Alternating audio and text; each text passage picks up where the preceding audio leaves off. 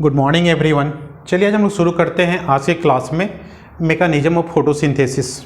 Okay, पिछले class में हम लोग समझे थे इससे रिलेटेड कुछ टर्म्स, जैसे एटीपी क्या होता है, एनएडीपी क्या होता है और फोटो सिस्टम क्या होते हैं। इनको जान लेने से हमें इस क्लास में आसानी होगी, मैकेनिज्म को समझने में हमें क्या होगी, आसानी होगी। तो चलिए आज हम लोग शुरू करते हैं कि कैसे फोटोसिंथेसिस के प्रोसेस के दौरान कैसे इनऑर्गेनिक सब्सटेंस जैसे CO2 और H2O को सनलाइट और क्लोरोफिल के प्रेजेंसी में कैसे इसको ऑर्गेनिक सब्सटेंस या कार्बोहाइड्रेट के रूप में कन्वर्ट किया जाता है। ओके, मैकेनिज्म में हमें यही समझना है, मैकेनिज्म ऑफ फोटोसिंथेसिस में, कि कैसे इनऑर्गेनिक सब्सटेंस CO2 और H2O को ऑर्गेनिक सब्सटेंस कार्बोहाइड्रेट के रूप में कन्वर्ट किया जाता है। तो this mechanism of photosynthesis is complete in 2 steps. Okay, this process is completed in 2 step. First step is known as the light reaction.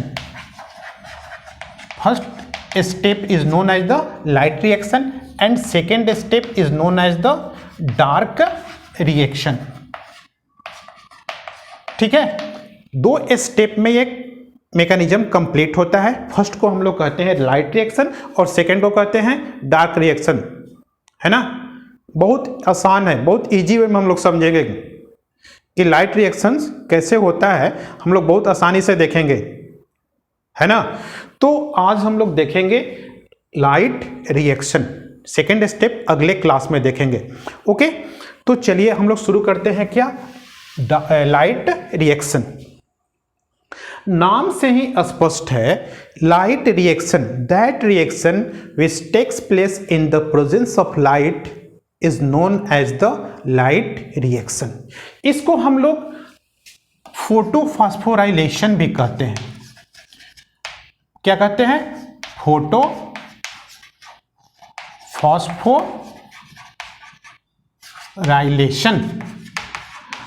ठीक है, और इस रिएक्शन की खोज सबसे पहले 1958 में एर्नॉन साहब ने किया था। एक वैज्ञानिक थे एर्नॉन साहब, उन्होंने ही सबसे पहले लाइट रिएक्शन की खोज की थी 1958 में।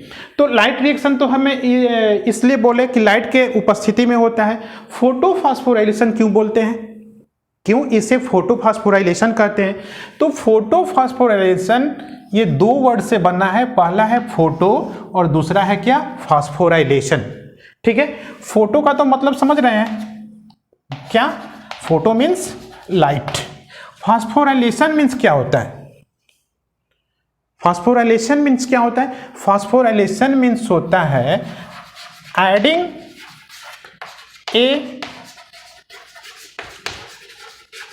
Phosphate group to a molecules. किसी मॉलिक्यूल्स के साथ एक फॉस्फेट ग्रुप को ऐड करना ही कहलाता है फास्फोराइलेशन। तो फोटोफॉस्फोराइलेशन का मतलब क्या हो गया, समझ गए? Adding a phosphate group to a molecule in the presence of light. In the presence of light add a phosphate group to a molecule is called photophosphorylation, है ना। यहां पर क्या बनता है, एडीपी से एटीपी बनता है। During this process, during the light reactions, ADP और एक इनऑर्गेनिक फॉस्फेट मिलता है एडीपी से, और तब क्या बनता है, एटीपी। मींस फॉस्फेट का एक ग्रुप ऐड हो रहा है, जुड़ रहा है इन the presence of light, sunlight की उपस्थिति में। इसीलिए हम लोग इसको क्या कहते हैं, फोटोफॉस्फोराइलेशन। ठीक है, तो ये जो प्रोसेस है फोटोफॉस्फोराइलेशन, ये 2 तरह से कंप्लीट होता है ना। एक को हम लोग कहते हैं नॉन साइक्लिक, है ना। पहला क्या है, नॉन साइक्लिक, और दूसरा क्या है, साइक्लिक। तो चलिए आज हम लोग देखते हैं नॉन साइक्लिक फोटोफॉस्फोराइलेशन क्या होता है और ये कैसे पूरा होता है। Okay,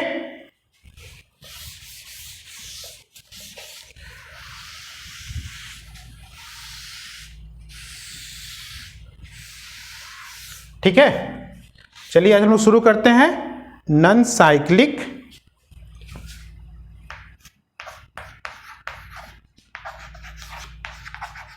non cyclic photophosphorylation. Light reaction क्या है? It is the first step of photosynthesis and light is essential for this reaction, है ना। अब ये दो पाथ से होकर के कंप्लीट होता है, ठीक है। तो नॉन साइक्लिक फोटोफॉस्फोराइलेशन सबसे पहले हम लोग देख लेते हैं इसका लोकेशन कहां पर है। तो इसका लोकेशन मेनली लाइट रिएक्शन कहां पर होता है? जहां पर फोटोसिंथेटिक पिगमेंट होगा वहां पर लाइट रिएक्शन होगा। तो फोटोसिंथेटिक पिगमेंट कहां पर होता है? दो जगह होता है, एक मेम्ब्रेन ऑफ थाइलाक्वाइड और दूसरा कहां पर होता है? Membrane of stroma lamellae. यही दो जगह पर क्या होता है? फोटोसिंथेटिक पिगमेंट होता है। तो non cyclic light reaction always takes place in the membrane of thylakoid. Thylakoidal membrane में क्या होता है? नॉन साइक्लिक फोटोफॉस्फोराइलेशन होता है। याद कर लेना है, ठीक है। जहां पर दोनों होंगे, थाइलाक्वाइड में फोटो सिस्टम 1 और photo system 2 both are present in the membrane of thylakoid. So non cyclic light reaction takes place in the membrane of thylakoid. और स्ट्रोमा लैमेली में क्या होता है? केवल फोटो सिस्टम 1 होता है, ठीक है। इसको फोटो सिस्टम समझने के लिए आप पीछे वाला वीडियो देख लेंगे तो आपको समझने में आसानी होगी, ठीक है। फोटो सिस्टम समझ जाएंगे ना तो ये रिएक्शन भी नॉन साइक्लिक और साइक्लिक रिएक्शंस भी समझ जाएंगे, इसलिए फोटो सिस्टम को समझना जरूरी है। चलिए अब हम लोग शुरू करते हैं क्या? Non cyclic photophosphorylation. तो non cyclic photophosphorylation is always start with the photo system 2, okay. अब मान लेते हैं हम लोग कि ये है क्या? Photo system PS2। Main pigment क्या होता है? P680। This is the reaction centre. मालूम है ना रिएक्शन सेंटर क्या होता है? देखना है। Accessory pigment, main photosynthetic pigment is present in the reaction center and accessory pigment present around the reaction center। अब क्या होता है? जब सोलर लाइट सनलाइट इस पर पड़ता है तब क्या होता है? उस कंडीशन में ये सारे एक्सेसरी पिगमेंट इस सोलर एनर्जी को एब्जॉर्ब, ध्यान से समझना है। क्या होता है? जब सनलाइट पड़ा इस पर, है ना, फोटो सिस्टम सेकंड पर, तो क्या किया? एक्सेसरी पिगमेंट ने चारों ओर जो मौजूद है रिएक्शन सेंटर के, उसने लाइट एनर्जी को एब्जॉर्ब कर दी, एब्जॉर्ब किया। और एब्जॉर्ब करने के बाद क्या किया? सभी रिएक्शन सेंटर को हैंडओवर कर दिए। किसको?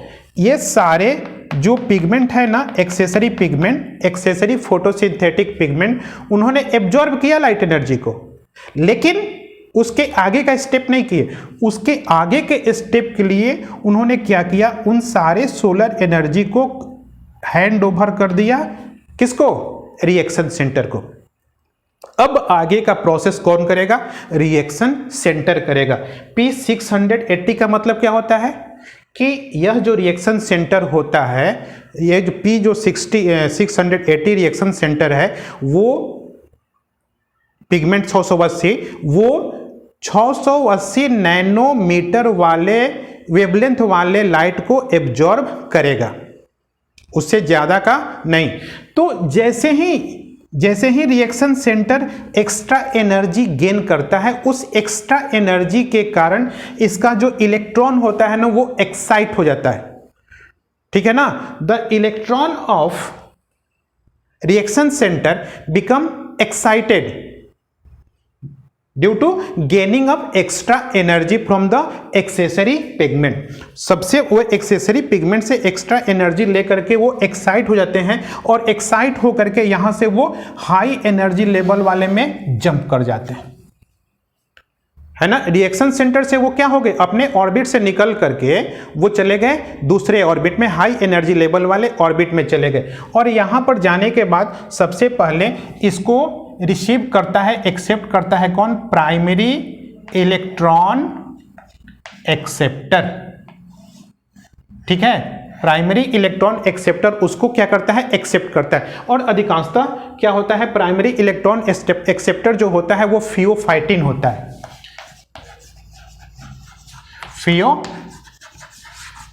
Pheophytin is a substance just like A chlorophyll. Chlorophyll के समान ही फियोफाइटिन एक सब्सटेंस होता है। उसने क्या किया? इसको, इस इलेक्ट्रॉन को, मान लो यहां से a pair of electron are excited, ठीक है, दो इलेक्ट्रॉन क्या होते हैं? एक्साइट होकर के जंप करते हैं, और उसको कौन करता है? रिसीव करता है फियोफाइटिन। अब यहां से क्या होता है? इलेक्ट्रॉन ट्रांसफर चेन, ठीक है, वो अब इस हाई एनर्जी लेवल वाले एरिया से क्या होगा? लो एनर्जी लेवल वाले में क्या होगा? डाउन स्ट्रीम की ओर जाएगा। अब यहां से ये प्राइमरी इलेक्ट्रॉन एक्सेप्टर से ये ट्रांसफर होगा किसको? एक सब्सटेंस है, केमिकल सब्सटेंस, जिसे हम लोग कहते हैं प्लास्टोक्विनोन, PQ, प्लास्टोक्विनोन। फिर ये हैंडओवर करेगा किसको? Cytochrome B3, cytochrome B3। Cytochrome B3 किसको कन्वर्ट सेंड करेगा? साइटोक्रोम F, ठीक है। फिर साइटोक्रोम F किसको सेंड करेगा? ये सेंड करेगा प्लास्टोसाइनिन, ठीक है। अब प्लास्टोसाइनिन के पास आ गया, ये क्या हो रहा है? यहां से इलेक्ट्रॉन का ट्रांसफर हो रहा है, ठीक है, इलेक्ट्रॉन का ट्रांसफर हो रहा है। अब देखिए क्या होता है, यहां से ये जो दो एक्स्ट्रा इलेक्ट्रॉन है जो ट्रांसफर हो रहे हैं, ये आ गए, ये है कौन सा?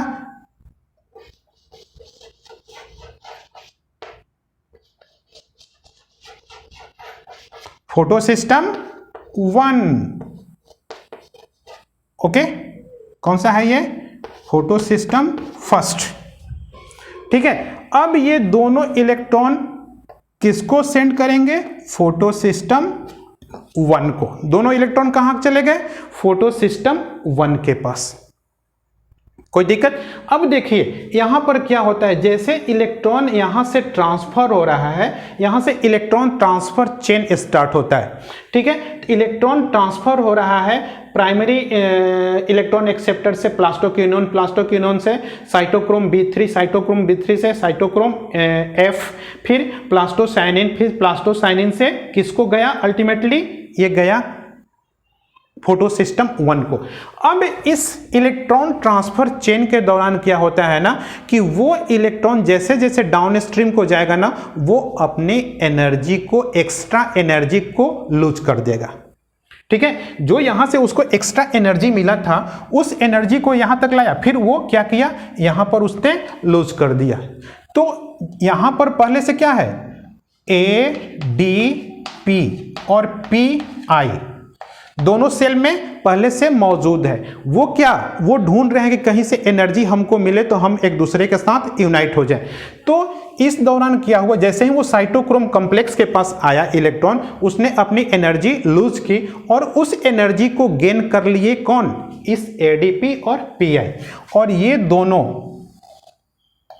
ADP और PI प्लस वो एनर्जी जिस एनर्जी को इलेक्ट्रॉन ने लूज किया है, उस एनर्जी को ले करके वो क्या बन गए? ATP। मींस ADP के साथ एक और फॉस्फेट ग्रुप जुड़ गया, और जो फॉस्फेट दोनों के बीच जो बॉन्ड बना, उस बॉन्ड में क्या हुआ? वो एक्स्ट्रा एनर्जी स्टोर हो गया। ओके, तो ये क्या बन गया? ATP। ओके, कोई प्रॉब्लम इसमें नहीं ना? तो चलिए आगे देखते हैं। अब देखिए यहां पर यह है कौन सा? Photo system 1। तो फोटो सिस्टम 1 से भी लाइट निकल रहा है, सोलर लाइट गेन कर रहा है सनलाइट से, ठीक है। फोटो सिस्टम 1 को भी सनलाइट मिल रहा है, तो इस सनलाइट को लेकर के क्या होगा, इसके जो एक्सेसरी पिगमेंट है उस सोलर एनर्जी को एक्सेप्ट करेंगे और एक्सेप्ट करने के बाद उस क्या करेंगे, उस एनर्जी को, सोलर एनर्जी को हैंड ओवर कर देंगे किसको, रिएक्शन सेंटर को, है ना, रिएक्शन सेंटर को चला गया। और फिर क्या होगा, रिएक्शन सेंटर का इलेक्ट्रॉन क्या होगा, एक्साइट हो जाएगा और एक्साइट होकर के क्या करेगा, फिर हाई एनर्जी लेवल वाले में ऑर्बिट में जंप करेगा। ओके, अब देखिए यहां से वो 2 इलेक्ट्रॉन जंप किया, अपने ऑर्बिट से निकला, है ना, और हाई एनर्जी वाले ऑर्बिट में गया, तो यहां पर इसको कौन एक्सेप्ट किया, उसी तरह से primary electron acceptor, primary electron acceptor. ठीक है, अब देखो मान लो कि ये इलेक्ट्रॉन यदि इस स्टेज में है, अपने पुराने वाले स्टेज में है, तो उसको हम लोग कहते हैं ग्राउंड स्टेट। और जब वो एनर्जी लेकर के एक्साइट होकर के अपने ऑर्बिट से निकल गया, तब उस स्टेट को हम लोग कहते हैं एक्साइटेड स्टेट। समझ में आया, जैसे इलेक्ट्रॉन यहां पर था तो उस स्टेज को कहेंगे ग्राउंड स्टेट, और जब ये एनर्जी गेन करके अपने ऑर्बिट से निकल गया तो उसको हम लोग कहेंगे एक्साइटेड स्टेट। अब देखें यहां से जो इलेक्ट्रॉन निकला ना, वो क्या हुआ, यहां पर प्राइमरी इलेक्ट्रॉन एक्सेप्टर ने उसको एक्सेप्ट किया और उसको ट्रांसफर कर दिया एक दूसरा केमिकल मॉलिक्यूल्स, किसको, फेरेडॉक्सिन, किसको, फेरेडॉक्सिन, Fe, फेरेडॉक्सिन को। अब इस फेरेडॉक्सिन ने क्या किया, इस इलेक्ट्रॉन को ट्रांसफर कर दिया किसको, NADP, this chemical substance is present in the cell. उसने क्या किया, इस 2 इलेक्ट्रॉन को यहां इसको दे दिया। अब आगे देखते क्या है। ठीक है, यहां से 2 इलेक्ट्रॉन निकला, फिर क्या हुआ, फर्स्ट स्टेप में ए pair of electron emit from the photo system 2, फिर नेक्स्ट स्टेप में 2 निकलेगा, फिर अगले स्टेप में 2 निकले, ऐसे निकलते जाएगा तो फिर क्या होगी, कमी हो जाएगी। इलेक्ट्रॉन एक दिन क्या होगा, यहां से इलेक्ट्रॉन की संख्या कम हो जाएगी, तो क्या होगा, इसको सप्लाई करना भी तो जरूरी है। तो इसका सप्लाई कहां होगा, यहां से तो जो निकल रहा है वो चला गया इसको, NADP को, वो इलेक्ट्रॉन चला गया किसको, NADP को। अब यहां जो कमी होगी उसको कौन सप्लाई करेगा, है ना, तो उसकी सप्लाई के लिए एक प्रोसेस होती है और उस प्रोसेस को हम लोग कहते हैं क्या, फोटोलाइसिस, फोटोलाइसिस ऑफ वाटर। ठीक है, फोटोलाइसिस ऑफ वाटर। इसमें क्या होता है ना, वाटर मॉलिक्यूल्स जो होते हैं लाइट के उपस्थिति में इसका ब्रेकअप हो, ये टूटता है, क्या, H2O टूटता है और तब क्या बनाता है ये 2s hydrogen ion plus O 1 oxygen atom, है ना, और 2 इलेक्ट्रॉन इससे अलग हो जाते हैं, है ना, 2H प्लस, है ना, तो ये हाइड्रोजन आयन या प्रोटॉन कहलाएगा और ये 2 इलेक्ट्रॉन अलग हो गया। अब देखिए क्या होता है, और ये क्या हो गया, ऑक्सीजन एटम।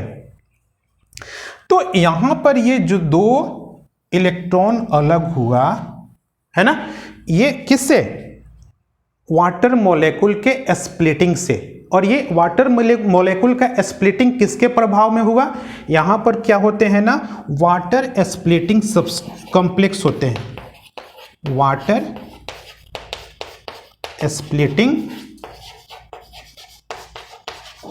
कॉम्प्लेक्स होते हैं। और ये वाटर स्प्लिटिंग कॉम्प्लेक्स क्या करते हैं, ये वाटर स्प्लिटिंग कॉम्प्लेक्स और ये सोलर लाइट, है ना, सनलाइट, दोनों मिल करके क्या करते हैं, इस H2O को तोड़ते हैं। और तोड़ने से क्या होगा, ये 2 हाइड्रोजन आयन, ऑक्सीजन एटम और ये 2 इलेक्ट्रॉन अलग हो गया।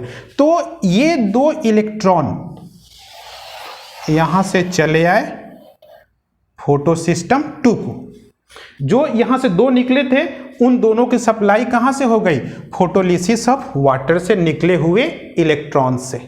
एक इंपॉर्टेंट क्वेश्चन आता है कि जो दो इलेक्ट्रॉन यहाँ से कमी होती है, उसकी सप्लाई कहाँ से होती है? तो जो फोटोलिसिस ऑफ वाटर होता है, वाटर जो टूटता है उससे जो दो इलेक्ट्रॉन अलग होता है वही उसकी सप्लाई उसी से होती है। ठीक है, अब देखो बच गया ये दो प्रोटॉन। ठीक है, तो ये दोनों प्रोटॉन जो है ना ये चले गए किसको?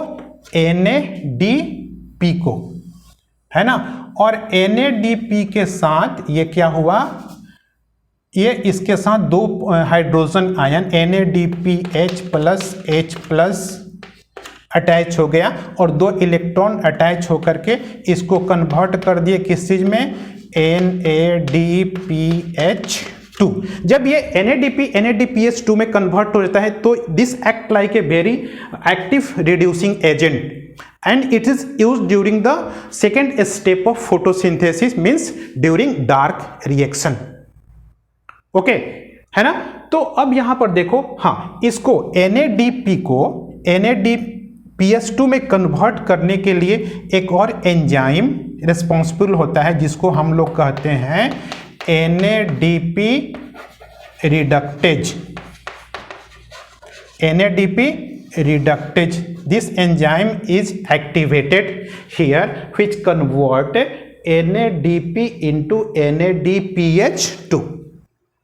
ओके, अब देखिए यहां पर ये कौन कौन सा, अब इस पूरे, हाँ, सबसे पहले हम लोग देखते हैं इसको हम लोग नॉन साइक्लिक क्यों कहते हैं। साइकिल, मान लो कि ये एक सर्कल है तो साइकिल किसे कहेंगे? मान लो यहां से चलना शुरू करते हैं और यहां घूम के यहां पहुंच जाते हैं तो क्या कहेंगे? साइकिल कहेंगे ना। वहीं पर घूम करके वहीं पर पहुंच जाएं। और यदि हम यहां से चलते हैं और वहां ना पहुंच करके कहीं और चले गए, वहां नहीं पहुंचे, तो उसे साइकिल कहेंगे? नहीं कहेंगे। तो यहां पर क्या हो रहा है? ये जो इलेक्ट्रॉन यहां से निकलता है, ठीक है, ये ऐसे घूमते हुए चला जाता है किसको? NADP को। अगेन वो अपने जगह पर नहीं आता है, मीन्स साइकिल नहीं फॉर्म करता है। इसीलिए इसको हम लोग कहते हैं क्या? Non cyclic photophosphorylation. जो यहां से इलेक्ट्रॉन निकला वो अपने जगह पर नहीं है, किसी दूसरे जगह पर चला गया, उसकी सप्लाई कहीं और से हुई, है ना। इसीलिए इसको हम लोग कहते हैं क्या? Non cyclic photophosphorylation. ओके, ठीक। अब हम लोग देखते हैं कि इस साइकिल के दौरान, इस नॉन साइक्लिक फोटोफॉस्फोराइलेशन के दौरान क्या क्या बना। तो सबसे पहले बना क्या? ATP, फिर क्या बना? NADP, फिर क्या बना? O2, है ना। तो ATP और NADP ये कहाँ होता है? ये यूज होता है डार्क रिएक्शन में, और O2 जो होता है ना वो क्या होता है? बाहर रिलीज हो जाता है ना। क्वेश्चन रहता है कि फोटोसिंथेसिस के दौरान जो O2 रिलीज होता है वो कहाँ से आता है? तो वो आता है फोटोलिसिस ऑफ वाटर से। वाटर के टूटने से वो O2 क्या होता है? बाहर रिलीज होता है। फोटोसिंथेसिस दौरान होता है ना, CO2 एब्जॉर्ब होता है और O2 रिलीज होता है। तो वो जो O2 रिलीज होता है किससे होता है? H2O के टूटने से। ओके, तो यहां पर ATP और NADP यूज हो गया, कहां पर? डार्क रिएक्शन में यूज होगा, और O2 रिलीज हो गया। दूसरा कहां पर ये होता है? ये होता है थाइलाक्वाइड के मेम्ब्रेन में, और लगभग टोटल फोटोसिंथेसिस का 80-85% जो होता है वो किसके द्वारा होता है? नॉन साइक्लिक लाइट रिएक्शन होता है। बाकी 15 से 20% साइक्लिक फोटोफॉस्फोराइलेशन के द्वारा होता है। ओके, तो इसमें देखें कि आप लोग कि ये नॉन साइक्लिक लाइट रिएक्शन कैसे इसका मूवमेंट हुआ? फोटोसिस्टम सेकेंड से शुरू हुआ, और वो फोटोसिस्टम 1 होते हुए कहाँ चला गया वो इलेक्ट्रॉन? NADP को, और कन्वर्ट किस में हुआ? NADPH2 में, और यहाँ से हाइड्रोजन आयन भी उसको गया। ठीक है, फिर इसकी सप्लाई कहाँ से हुई? वाटर के टूटने से ये जो दो इलेक्ट्रॉन अलग हुआ, फिर ये सप्लाई कर गया किसको? तो ये जो साइकिल है हमेशा चलते रहता है, और इसी को हम लोग कहते हैं क्या? Non cyclic photophosphorylation. ओके, चलो अगले क्लास में हम लोग समझेंगे क्या, what is cyclic photophosphorylation. Okay, thanks.